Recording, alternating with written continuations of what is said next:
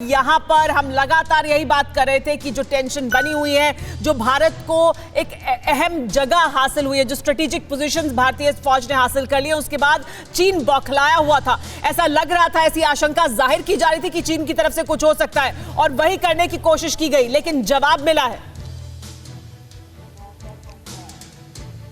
बिल्कुल सुमेरा, वही करने की कोशिश की गई। हमारी जानकारी ये है कि ये शेनपाओ और गॉड पाओ जो माउंटेन्स हैं, इसकी ओर से चीन का मूवमेंट हुआ है और मूवमेंट जो पूरा था वो इस बात का अंदेशा दे रहा था कि वो फिर से भारतीय सीमा के अंदर घुस करके और फिर से वही करना चाहते जो उन्होंने पहले से किया था। यानी कि पहले आप यूं समझ लीजिए कि वो गलवान पार्ट 2 करने की तैयारी में थे। अगर आसान भाषा में समझा जाए सुमेरा इसको, कि गलवान की तरह से फिर से घुस करके वो कब्जा करना चाह रहे थे। तो ये स्पांगुर और थाकुंग के बीच का इलाका है जो हमें जानकारी मिल रही है।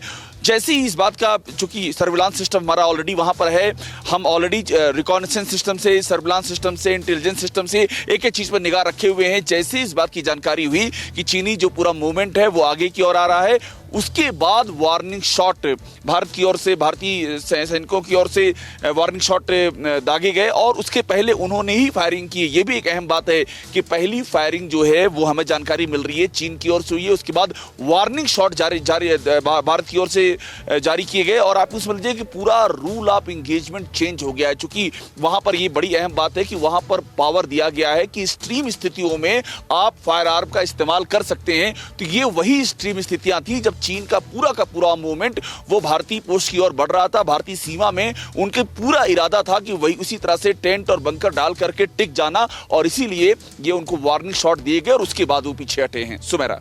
जी हाँ अभिषेक, और यही बड़ी बात है। देखिए किस तरह से वार्निंग शॉट्स दिए गए और उसके बाद चीन यहां से हटा है। भारतीय पोस्ट तक आए पेट्रोलिंग करते हुए ये जानकारी मिल रही है और उसके बाद भारत के जवानों ने जो जवाबी कार्रवाई की उसमें वार्निंग शॉट्स फायर किए और तब पीएलए को वहां से भगाया है। हमारे साथ बाकी तमाम मेहमान भी बने हुए हैं। गुरमीत जी, आपसे भी मैं जानना चाहूंगी, हमारे बाकी संवाददाता हैं उनके पास भी जाऊंगी, लेकिन ये जो हालात बने हुए हैं जमीन पर, जो हालात बने हुए हैं एलएसी पर, बहुत चिंताजनक है। लेकिन चीन की तरफ से लगातार उकसावे की कार्रवाई की जा रही है। सुमेरा जी, आपने ठीक कहा है। अभी जो स्थिति है उसमें तनाव है और गंभीर स्थिति है। 29 अगस्त के बाद में एलएसी के ऊपर में स्थिति पूर्ण रूप से बदल गई है, क्योंकि 29 अगस्त की रात को जो चाइना और पीएलए ने नापाक हरकत की थी, कोशिश की थी उन्होंने एलएसी का स्टेटस चेंज करने की, लेकिन भारत ने बहुत खूबसूरती से प्रीएम्प्टिव एक्शन करके जो डोमिनेटिंग हाइट है उनको ऑक्युपाई किया था।